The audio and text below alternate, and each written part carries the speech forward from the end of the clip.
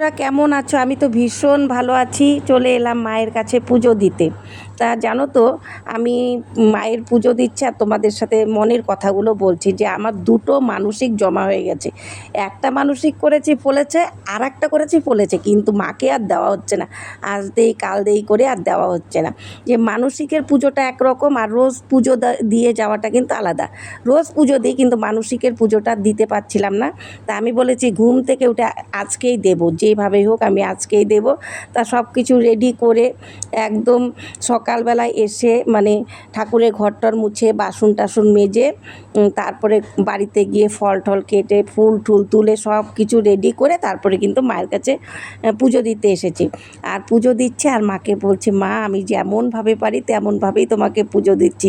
জানো তো বান্ধবীরা, আমি যখন কোথাও ঘুরতে যাই মানে অনেক দূরে দূরে ঘুরতে যাই তখন কিন্তু আমি মানসিক করলেও আমি ভগবানকে বলি আমি যদি না আসতে পারি তোমার নামে পুজোটা আমি বাড়িতে দিয়ে দেবো। আমি কিন্তু বাড়িতে দিয়ে দিই, কেননা দূরে যদি মানসিক করি যদি ফলে যায় দিতে না পারি নিজেরই খারাপ লাগবে, আর সব সময় যে সেই জায়গায় আমরা যেতে পারবো তা কিন্তু হবে না। ঘর থেকে বেরোলে এই মায়ের মুখটা দেখতে পারি, তাই বেশিরভাগ মানসিক আমি এই মায়ের কাছেই করি আর আমার মানসিকগুলো ফলেও যায়। আর বেশি বড় চাই না চাই না, সত্যি কথা, ছোট ছোট চাই মা পূরণ করে দেয়।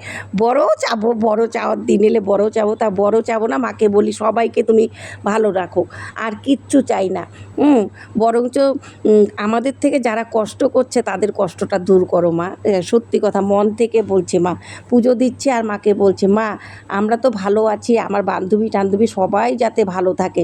জানো তো আমি এভাবেই কথা বলি সবসময়, আমি একদম গুছিয়ে টুচিয়ে কথাও বলতে পারি না, গুছিয়ে পুজো দিতেও পারি না। মানে যখন যেভাবে থাকি সেভাবেই কথা বলি, সেভাবেই পুজো দিই।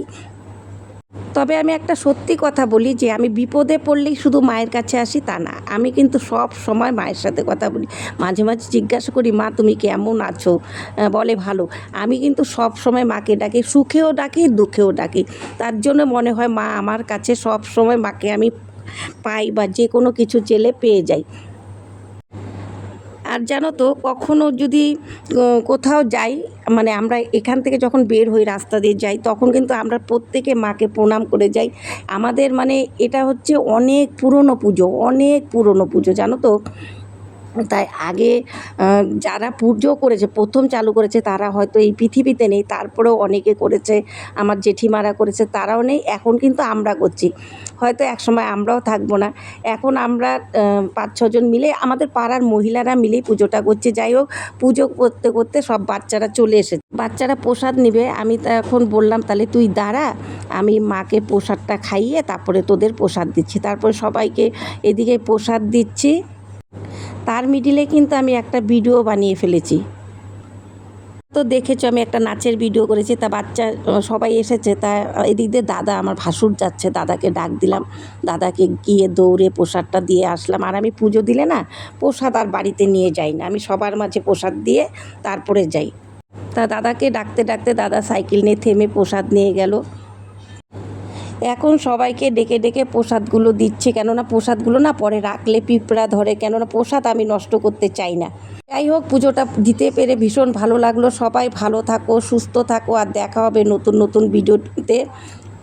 জয় মা শীতলা মায়ের জয়, জয় মা শীতলা মায়ের জয়। তারপরে আমার মেজো যা আসছে, মেজো যাকেও পেয়ে গেলাম। যাই হোক মেজো যাকে দিয়ে দিলাম। আর একবার বললাম জয় মা শীতলা মায়ের জয়। দেখা হচ্ছে নতুন ব্লগে।